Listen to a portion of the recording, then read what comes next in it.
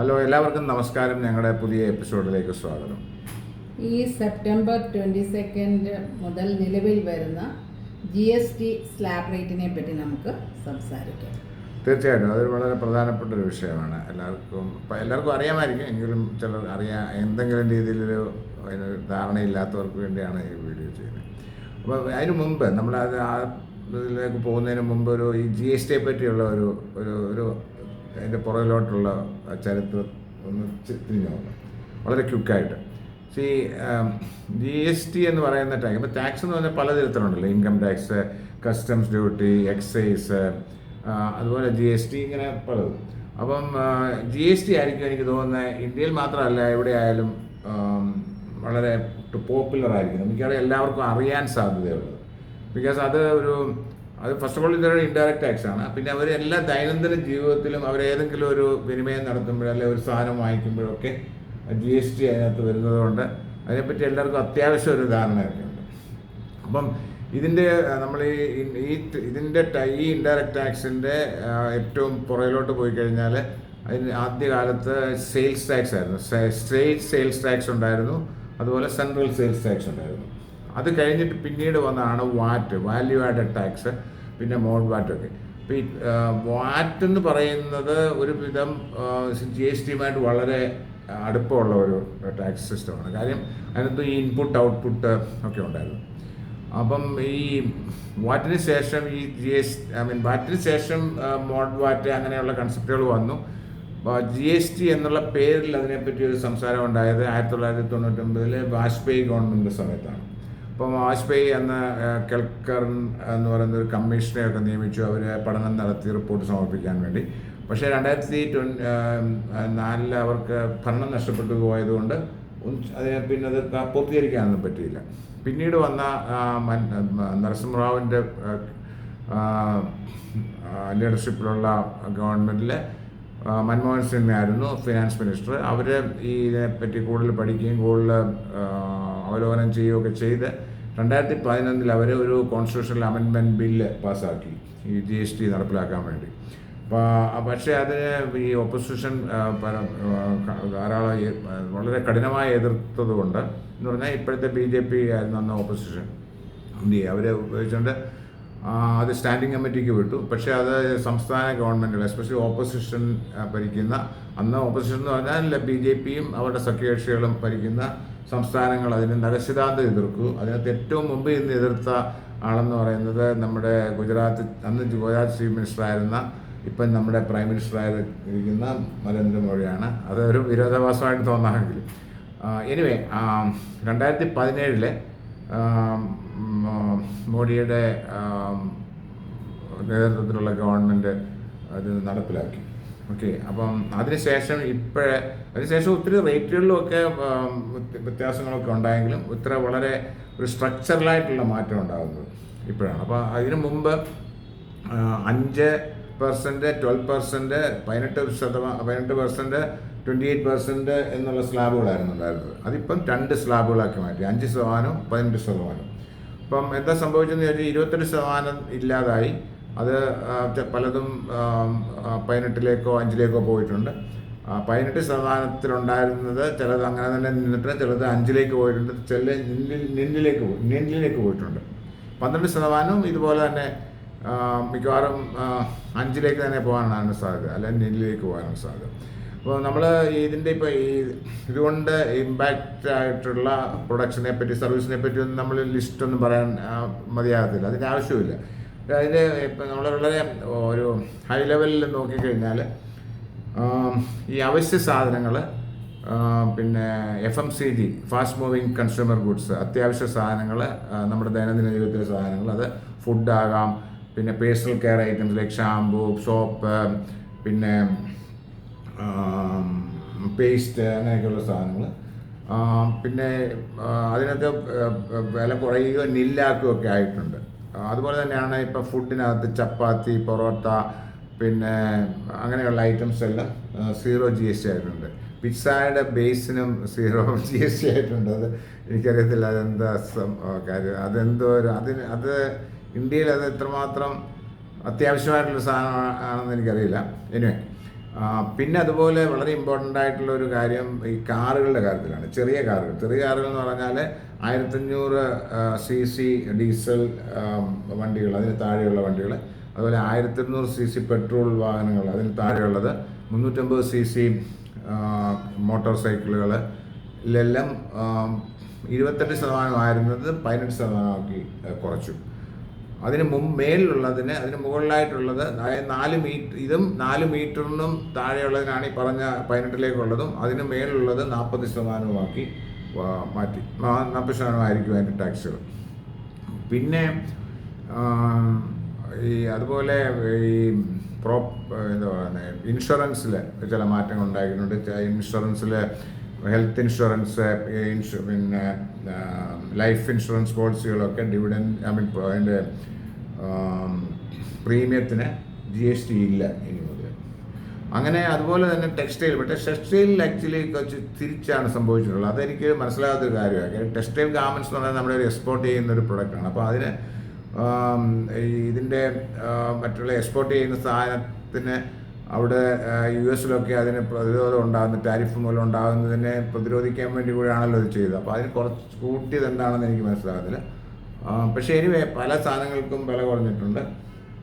അതാണ്. ഓക്കെ. ഈ സിൻഗുഡ് എന്ന ഒരു കോൺസെപ്റ്റ് GSTയിലുണ്ടല്ലോ, അതെന്താണ്? സിൻഗുഡ്സ് എന്ന് പറയുന്നത്, ഓക്കെ, അതിന് മുമ്പ് തന്നെ ഞാൻ പറയാം, ഇപ്പം 40% GST റേറ്റ് വരുന്നത് സിൻഗുഡ്സിനാണ്. അതുപോലെ ലക്ഷറി, ഇപ്പം നമ്മളിപ്പോൾ പറഞ്ഞല്ലോ, കാറുകൾ, അല്ലെ മോട്ടോർ വാഹനങ്ങൾ, ഒരു പരിധിക്ക് മുകളിലുള്ളതിന് 40%. അതുപോലെ തന്നെ സിൻഗുഡ്സിനും അതുപോലെ തന്നെ. സിൻഗുഡ്സ് എന്ന് പറഞ്ഞാൽ നമ്മുടെ കസിനോ, ബെറ്റിങ്, ഗെയിമിങ്, അതുപോലെ ഈ പുകയില വസ്തുക്കൾ, ഇങ്ങനെയൊക്കെയുള്ള കാര്യങ്ങൾ സിൻഗുഡ്സായിട്ട്, അതായത് ആവശ്യമില്ലാത്ത സാധനങ്ങൾ, അല്ലെങ്കിൽ അതിനെ ബാൻ ചെയ്യുന്നതിന് പകരം നിരുത്സാഹപ്പെടുത്താൻ വേണ്ടിയാണ് ഈ 40% GST അതിനകത്ത് ചെയ്തിരിക്കുന്നത്. ഇപ്പം നമ്മളപ്പോൾ ഒരു കാര്യം ചോദിക്കുക, ഈ ലിക്കർ ഇതിനകത്ത് വരത്തില്ലോ എന്ന്. ലിക്കർ വരത്തില്ല. ബിക്കോസ് ലിക്കർ GSTയിലല്ല, കീഴിലല്ല വരുന്നത്. അത് സംസ്ഥാന ഗവൺമെൻറ്റുകളുടെ എക്സൈസിൻ്റെ കീഴിലാണ് വരുന്നത്. അപ്പോൾ അതുകൊണ്ടാണ് അത് ഇതിനകത്തൊന്നും പരാമർശിക്കാതെ പോയത്. എന്തായിരിക്കും ഇതിൻ്റെ ഇമ്പാക്റ്റ്? ഗവൺമെൻറ്റുകൾക്കാണോ, ജനങ്ങൾക്കാണോ, കൂടുതൽ ആർക്കായിരിക്കും ഇതിൻ്റെ ഇമ്പാക്റ്റ് ഉണ്ടാകുന്നത്? അതുപോലെ തന്നെ ഇതിൽ നിന്ന് എന്താണ്, ആർക്കായിരിക്കും കൂടുതൽ ഗുണമായിട്ട് വരുന്നത്, ആർക്കായിരിക്കും ഇത് ദോഷമായിട്ട് വരുന്നത്? ഇതിനെപ്പറ്റി എന്താണ് വിചാരിക്കുന്നത്? ഇപ്പം ഇത് വിഭാവനം ചെയ്തിരിക്കുന്നത് ആർക്കും ദോഷം വരാൻ വേണ്ടിയല്ല, എല്ലാവർക്കും ഗുണം ആകാൻ വേണ്ടിയാണ്. പക്ഷേ അപ്പോൾ ഇതിൻ്റെ ഉദ്ദേശം എന്താണെന്ന് ചോദിച്ചാൽ, ഇപ്പം ഡൊമസ്റ്റിക്, നമ്മുടെ എക്കണോമിക് ഡെവലപ്മെൻ്റ് ആണ് ഉദ്ദേശിക്കുന്നത്. അതായത് ഡൊമസ്റ്റിക് ഡിമാൻഡ് കൂട്ടുക. ഇപ്പം എസ്പെഷ്യലി ഈ US ടാരിഫ് 50% ആക്കിയതിന് ശേഷം എക്സ്പോർട്ടുകളൊക്കെ പ്രതിസന്ധിയിലാണ്. അപ്പോൾ ആ ഷോർട്ട് ഫോള് നികത്താൻ വേണ്ടി ആണ് ഈ GST കുറച്ച് കഴിഞ്ഞാൽ അത് കൺസംഷൻ കൂടും. അതായത് ഡിമാൻഡ് കൂടുമ്പം കൂടുതൽ സപ്ലൈ ഉണ്ടാവും, കൂടുതൽ പ്രൊഡക്ഷൻ ഉണ്ടാവും. അപ്പോൾ അതനുസരിച്ചിട്ട് പുതിയ കമ്പനികളുണ്ടാകാം, അല്ലെങ്കിൽ എക്സിസ്റ്റിംഗ് കമ്പനികളുടെ കപ്പാസിറ്റി കൂടുക, ഇങ്ങനെ ഒത്തിരി കാര്യങ്ങളുണ്ട്. അപ്പോൾ അത് എക്കണോമിക് ഡെവലപ്മെൻറ്റ്, GDP വർദ്ധിപ്പിക്കും. അതുപോലെ എംപ്ലോയ്മെൻറ്റ് ഓപ്പർച്യൂണിറ്റീസ് ഉണ്ടാവും. അപ്പോൾ അത് ഒരു പരിധി വരെ, ഇപ്പം ഈ GSTയുടെ നിരക്കുകൾ കുറച്ചതുകൊണ്ട് 2 മാസം 4000 കോടി രൂപയുടെ ഷോർട്ട് ഫോൾ ഉണ്ടാവുന്നുണ്ട്.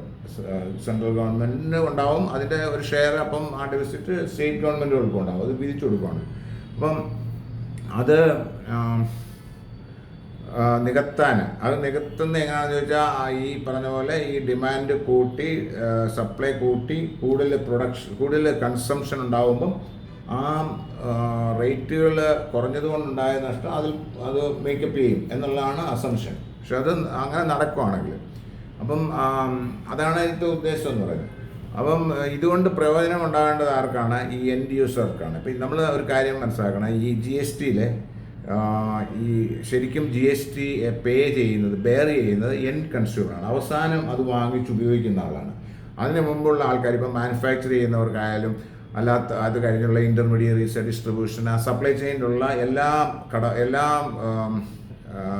പാർട്ട്നേഴ്സിനും, എല്ലാ അതിനകത്ത് വരുന്ന പ്ലേയേഴ്സിനും GSTക്ക് ഇൻപുട്ട് കിട്ടും. കാര്യം അവർ ആ ഇതിനു വേണ്ടി വാങ്ങിക്കുന്നത് എവിടെ നിന്ന് വാങ്ങിക്കുന്നു, അതിൻ്റെ ഇൻപുട്സ് അല്ലെ റോ മെറ്റീരിയൽസ് അല്ലെങ്കിൽ എന്ത് സർവീസ് വാങ്ങിക്കുന്നതിനകത്ത് അവർ കൊടുക്കുന്ന GST അവർ വേറൊരാൾക്ക് വിൽക്കുമ്പം അവരെ ചാർജ് ചെയ്യുന്ന GST, അതാണ് ഔട്ട്പുട്ട് എന്ന് പറയുന്നത്, GST ഔട്ട്പുട്ട്. അതിൽ നിന്ന് നമുക്ക് കുറയ്ക്കാൻ പറ്റും.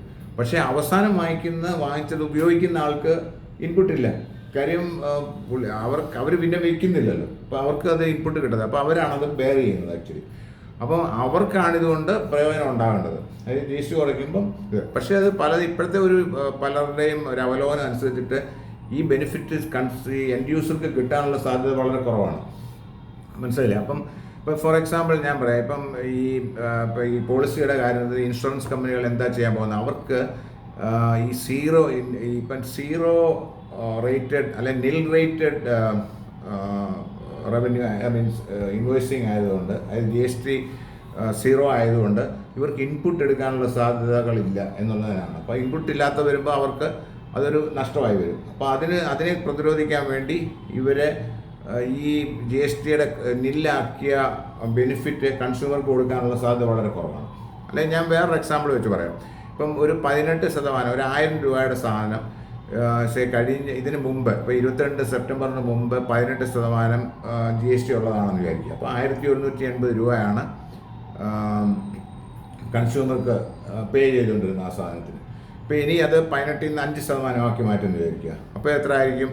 ശരിക്കും പറഞ്ഞു കഴിഞ്ഞാൽ കൺസ്യൂമർ കൊടുക്കേണ്ടത് 1050 രൂപയാണ്. മനസ്സിലായില്ലേ? അപ്പം ഇത് അങ്ങനെ കൊടുക്കുവാണെങ്കിൽ പിന്നെ ശരിക്കും പറഞ്ഞാൽ കൺസ്യൂമർക്ക് യൂസർക്ക് 130 രൂപയുടെ ലാഭം ഉണ്ടാവും. മനസ്സിലായില്ലേ? അത് ഗവൺമെൻറ്റിന് ആക്ച്വലി അത് നഷ്ടമാണ് വരുന്നത്. നഷ്ടമല്ല, ഡെഫിസിറ്റ് ഉണ്ടാവും. അത് അവർ കൂടുതൽ സെയിൽസ് നടക്കുന്നത് കൊണ്ട് അത് മേക്കപ്പ് ചെയ്യാമെന്നാണ് ഉദ്ദേശിക്കുന്നത്. പക്ഷേ ഈ കമ്പനികൾ ഇത് എൻഡ് കസ്റ്റമറിന് കൊടുത്തില്ല എങ്കിൽ, ട്രാൻസ്ഫർ ചെയ്തില്ല എങ്കിൽ ഈ ബെനിഫിറ്റ് എന്താ സംഭവിക്കുന്നതെന്ന് ചോദിച്ചാൽ, അവരെന്ത് ചെയ്യും, ഈ 1050 രൂപ അല്ല 1180 രൂപ വരുന്നത് പോലെ ഈ ബേസ് പ്രൈസ് കൂട്ടി അതിനകത്ത് 5% കൂടെ ആഡ് ചെയ്യുമ്പോൾ 1180 രൂപ ടോട്ടൽ വരുന്ന രീതിയിൽ അവർ പ്രൈസിങ് മാറ്റുവാണെന്നുണ്ടെങ്കിൽ എന്താ പറ്റുന്നത് ചോദിച്ചാൽ കൺസ്യൂമർക്ക് ഒരു പ്രയോജനം ഉണ്ടാകത്തില്ല. അവർ 1180 രൂപ പേ ചെയ്യും. ഗവൺമെൻറ്റിനാണെങ്കിലോ ഒരു പ്രയോജനം ഉണ്ടാകത്തില്ല. കാര്യം അവർക്ക് ആ 5% മാത്രമേ കിട്ടത്തുള്ളൂ. അതേസമയം ഈ കോർപ്പറേറ്റുകൾക്കായിരിക്കും അതിൻ്റെ ബെനിഫിറ്റ് കൂടുതലും കിട്ടുന്നത്. അപ്പോൾ എന്താ സംഭവിക്കുന്നത്, എന്തിനു വേണ്ടിയാണ് ഈ പുതിയ പോളിസി കൊണ്ടുവന്ന് അല്ലെ പുതിയ ചേഞ്ച് കൊണ്ടുവന്ന് അതിൻ്റെ കൗണ്ടർ പ്രൊഡക്റ്റീവ് ആവും. കാര്യം കൺസംഷൻ കൂടത്തില്ല, സപ്ലൈ കൂടത്തില്ല, ഡിമാൻഡ് എക്കണോമിക്ക് യാതൊരു പ്രത്യേകം ഉണ്ടാകത്തില്ല. On the other hand counter productive എന്ന് പറഞ്ഞാൽ ഗവൺമെൻറ്റിന് നഷ്ടം ഉണ്ടാവും. ഗവൺമെൻറ് നഷ്ടം പറഞ്ഞാൽ അത്രയും കുറവാണ്. അപ്പം ഇത് കോർപ്പറേറ്റുകൾക്ക് മാത്രം, അത് പക്ഷേ ഫിനാൻസ് മിനിസ്റ്റർ പറഞ്ഞിട്ടുണ്ട്, അത് അവർ മോണിറ്റർ ചെയ്യുവാണ്, അത് എൻഷുർ ചെയ്യും ഇത് കൺസ്യൂമർക്ക് കൊടുക്കാൻ എത്തിപ്പെടാൻ വേണ്ടി, അല്ലെങ്കിൽ അതിനുള്ള നടപടികൾ എടുക്കുമെന്നൊക്കെ പറഞ്ഞിട്ടുണ്ട്. അങ്ങനെ എടുത്തില്ലെങ്കിൽ ഇത് വളരെ വേസ്റ്റാണോ അല്ലെങ്കിൽ കൗണ്ടർ പ്രൊഡക്റ്റീവ് ആവും എന്നുള്ളതാണ് സത്യം. അപ്പോൾ അതാണ് ഇതെന്തുകൊണ്ട് നേരത്തെ ചെയ്തില്ല? അങ്ങനെ ചെയ്തിരുന്നുവെങ്കിൽ എന്താ പറയുന്നത്, എന്തെങ്കിലും പ്രയോജനം ഉണ്ടായിരിക്കില്ല. അതിപ്പോൾ അത് പറഞ്ഞു കഴിഞ്ഞാൽ ഈ 2017 ഇത് ഇംപ്ലിമെൻ്റ് ചെയ്ത സമയത്ത് കോൺഗ്രസ് നേതാക്കന്മാർ മൻമോഹൻ സിംഗും രാഹുൽ ഗാന്ധിയും ഒക്കെ പറഞ്ഞിരുന്നു ഇത് 18% ക്യാപ്പാക്കണമെന്ന്. ഇപ്പോൾ ആക്ച്വലി 18% ക്യാപ്പായി. ആക്ച്വലി ഇപ്പോൾ 18% ഏറ്റവും ഹയർ. മറ്റേ സിൻ ടാക്സിൻ്റെ കാര്യം പോട്ടെ, അല്ല സിൻ ഗുഡ്സിൻ്റെ കാര്യം പോട്ടെ, അന്ന് പറഞ്ഞത്. അതുപോലെ തന്നെ റാഷണലൈസ് ചെയ്യണം. ഈ വളരെ ഒത്തിരി പിന്നെ ഇതുണ്ടാകരുത്, ഒത്തിരി പിന്നെ റേറ്റുകൾ ഉണ്ടാകാൻ പാടില്ല, അത് 1-2 എന്ന് പറഞ്ഞത്. അതാണ് ഇപ്പോൾ അവർ ചെയ്തത്. അപ്പോൾ ഇപ്പം ചെയ്തത് എന്തിനാണെന്ന് പറഞ്ഞാൽ ഇതുപോലെ എക്കണോമിയെ വളർത്താനും ജനങ്ങൾക്ക് പ്രയോജനം ഉണ്ടാകാനാണെങ്കിൽ ചോദ്യം വരുന്നത്, ഇത് നേരത്തെ അന്ന് അവർ പറഞ്ഞപ്പം തന്നെ അത് അംഗീകരിച്ചിട്ട് അത് ചെയ്തിരുന്നെങ്കിൽ ഈ കഴിഞ്ഞ 8 വർഷം ഈ ബെനിഫിറ്റ് അവർക്ക് കിട്ടുമായിരുന്നു, എക്കണോമിക്ക് അത് ഗുണപരമാകുമായിരുന്നു. അത് ചെയ്യാഞ്ഞത് കൊണ്ടൊരു എല്ലാവർക്കും ഒരു നഷ്ടമല്ലേ ഉണ്ടായത്. അതാണ് അതിനകത്തെ ഒരു ചോദ്യം. എനിവേ ഈ പറഞ്ഞതുപോലെ ഇത് എന്തിനു വേണ്ടി ചെയ്തോ ആ പ്രയോജനം ഉണ്ടാകട്ടെ, രാജ്യത്തിന് ഗുണമാകട്ടെ, അതുകൊണ്ട് ജനങ്ങൾക്ക് ഗുണമാകട്ടെ, അതുകൊണ്ട് നമ്മുടെ എക്കണോമിയിൽ ഉണ്ടാകട്ടെ, അതുപോലെ US-ൻ്റെ ടാരിഫിനെ നേരിടുവാൻ ശക്തി ഉണ്ടാകട്ടെ. പക്ഷെ അത് ഈ പറഞ്ഞതുപോലെ അത് ശരിക്ക് ചെയ്യണം ചെയ്യുമെന്ന് ആശിക്കുന്നു. ഓക്കെ, ഇത്രയും നേരം ഞങ്ങളുടെ ഈ വീഡിയോ കണ്ട എല്ലാവർക്കും ഒരിക്കൽ കൂടെ നന്ദി, നമസ്കാരം. ഇനിയും തുടർന്ന് ഞങ്ങളുടെ വീഡിയോ കാണണം. ഇനിയും അടുത്ത് തന്നെ ഒരു വീഡിയോയുമായിട്ട് നിങ്ങളുടെ അടുക്കൽ ഞങ്ങൾ ഒരുമിച്ചെത്തുന്നതായിരിക്കും. അതുവരെ ടേക്ക് കെയർ. Thank you.